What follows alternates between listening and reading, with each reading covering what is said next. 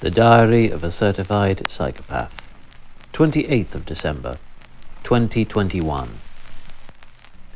Nocturnal Normality. Would rather hark the hush than hate the noise, and feel the chill than fear the traffic. A recurring mantra I evoke during times when certain cyclical pursuits seem pointless and motivation is in scant supply, though in this instance only half accurate given the warmer night air and this morning's wild westerly being weathered to a velvet whisper. This midnight harvest was accompanied by an episode of Richard Herring's Leicester Square podcast, during which David Mitchell professed an irrational craving for pigs' blankets and lauded barristers for formulating eternally ingenious methods to rebrand and resell coffee. He should cycle more often. 29th of December. Festive 500, Part 5. Washed down, not out. No sooner had I come to my senses, paired my senses in a hurried state of ill-preparedness for another lead-legged hour with the spinning Sims, than it occurred to me the big friendly Ibis served with such infallible loyalty while my Niner awaited his continental footwear throughout the last half of autumn, that it would be scandalous not to let him shine with at least one semi-official festive contribution. Moreover, despite the miraculous carpet's innate aptitude as a multifaceted gravel grinder, this vintage flat-barred softail remains the only steed I am willing to trust in the foulest conditions. Down lanes I have not ventured for several weeks, and, on the last occasion, whose treacherous surfaces almost brought my annual efforts to a premature and painful halt. Set off down Harbour Way against the rejuvenated west wind with a heavy heart in what felt dismally like day-long drizzle, which merely dampened my spirits further. By the time I'd reached Lyon's substantially commercialised farm, originally intending to combine a sweep of Sainsbury's with a supply-laden haul home via Sompting's ever-popular taxing Titch Hill, I could barely see my hand in front of my forks, and abandoned both shop-stop and the route. The prospect of dragging 3 kilos of rainwater, together with a backpack loaded with a fair few celebratory libations up a considerably lengthy climb, was dissuasive enough, but when followed with the potentially slippery descent of either Soper's Lane or its nationally renowned neighbour, Stenning Bostel, the risk of total wipeout seemed 10 times more terrifying. Instead, I tip-tied back to Coombs Road and sought some sanctuary within its rustling corridor of forestry, a tangled tapestry of brittle branches now bereft of any verdant glow, but stoically riding out winter's relentless onslaught. Rising from the saddle, spreading my shoulders, unlocking my lungs and gently engaging every muscle whilst imagining I was ascending a virtual Alp in a cosy pain cave, made what turned out to be a peaceful, if excessively muddy, off-piste poodle home almost therapeutic. And just in case any of you are wondering, underwear over bib longs works rather well. Bright lights and blue bins. When it comes to extended and physically onerous challenges that depend entirely on numerical targets being met, one might garner mental stimulus through suffering the foul to celebrate the fair.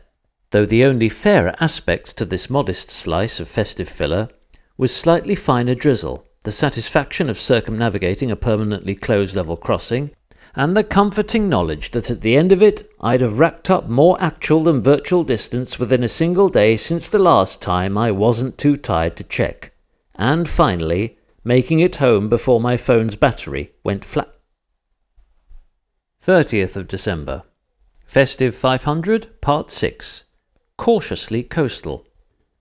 A steady Rafa-themed Zwift social was my preferred choice, though with no firm sign of a substantial and prolonged relent in conditions till Friday's multi-festive finale, I knew I'd not gain proper peace of mind, nor 1 second of sound sleep, unless my vow to honour this challenge's non-virtual heritage was all but fulfilled before Big Ben's bongs. Selected garb for this semi-formal outing comprised 1 beaten pair of Shimano AM41s, barely dry following yesterday's saturated slog, and a 4-year-old Rafa Pro Team thermal aerosuit, a highly elasticized onesie with moisture-wicking waffle print lining, the only purpose-designed fabric that has ever come close to fulfilling its advertised potential, and which they never made again. Another habitual route in my modest repertoire, tailored to attain maximum mileage within minimal minutes, whilst remaining close enough to civilization to hit the panic button amidst a crisis and be noticed. Broadly flat and almost entirely traffic light free, it snakes, sneaks and scuttles its way around a stretch of West Sussex's suburbs, offering substantial protection from the prevailing elements by way of quaintly assorted architecture and patches of unkempt woodland, before weaving down to the coast through Goring's gentrified High Street and heading homeward via almost 10 kilometres of responsibly shared space, also known as a cychopath.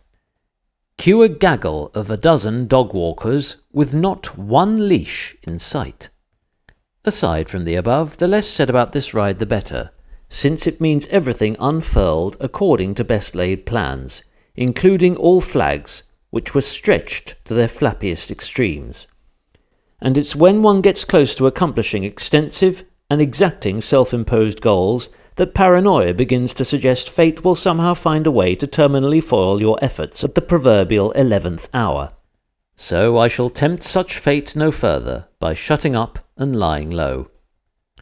Done and dusted, and a day to spare.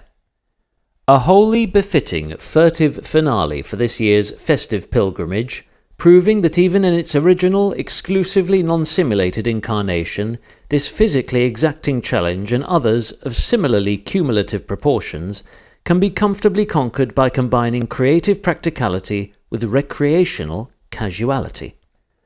When accounting solely for outdoor activity, including stationary intervals spent wandering in and around shops, supermarkets and round-the-clock convenience stores, harvesting Christmas gifts, seasonal groceries and essential sustenance, my total ride time amounted to roughly 27 hours, which when divided over the challenge's 8-day period yields a daily average of approximately 3 hours and 25 minutes. Disregarding all seconds off the bike, and based upon my relatively conservative overall average pace of 22 km per hour throughout 21 rides, this figure is reduced to 22.5 hours, whilst daily saddle duty decreases to 2 hours and 50 minutes. By no means a significant sacrifice amidst life's myriad distractions, but perhaps not as monumentally epic as many die-hard Rule 5ers might lead us to believe. Just utilise your locality, be wily with the wind, fill every free hour fate sends your way, and don't squander precious seconds clobbering or cleating up when you could be clocking up. Concluding on a rueful side note, do remember to restart your recording after manually pausing for a photo. This ride could, should, and would have been 10 kilometres longer. Sincerest salutations to all those who took up the gauntlet, and regardless of your progress in virtual or sentient domains, I hope you made every last moment of 2021 memorable, mirthful, and gracious.